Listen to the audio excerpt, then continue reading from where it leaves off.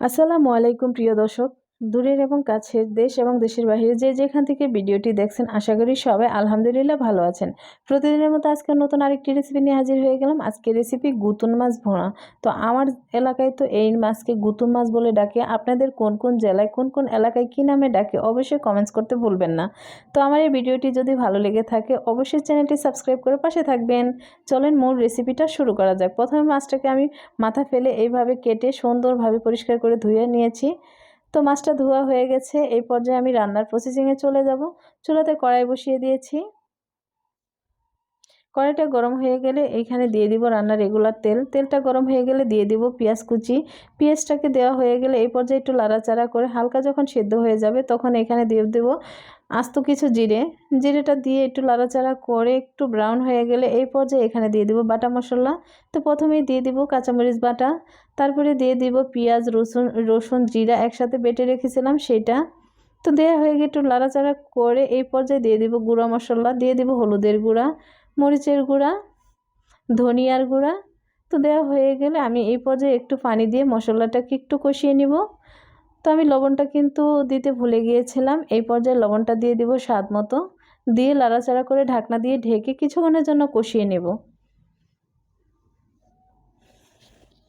তো কিছুক্ষণ পর ফিরে আসলাম। এই পর্যায়ে দিয়ে দিব একটা টমেটো এইভাবে কুচি করে রেখেছিলাম সেটা দিয়ে আরেকটু ঢাকনা দিয়ে ঢেকে আরও কিছুক্ষণের জন্য কষিয়ে নেব মশলাটা।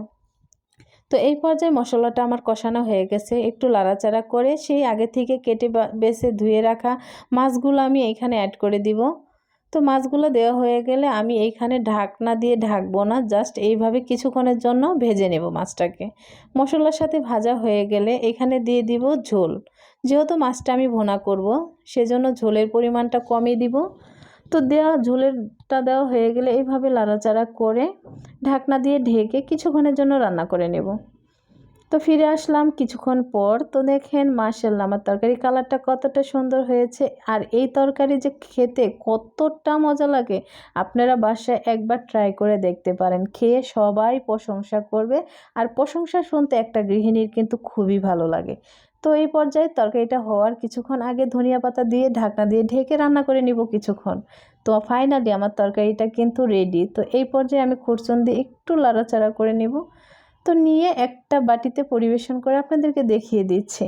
তো মাশাআল্লাহ মাশাআল্লাহ মাশাআল্লাহ, দেখেন আমার তরকারি কালারটা কতটা লোভনীয় হয়েছে, খেতেও কিন্তু অনেক মজা হয়েছে। ভিডিওটি যদি আপনাদের ভালো লেগে থাকে অবশ্যই আমার চ্যানেলটিতে একটি লাইক কমেন্ট শেয়ার সাবস্ক্রাইব করে পাশে থাকবেন। সবাই ভালো থাকবেন, সুস্থ থাকবেন। পরবর্তী ভিডিও দেখার জন্য অনুরোধ রইল। আল্লাহ হাফেজ।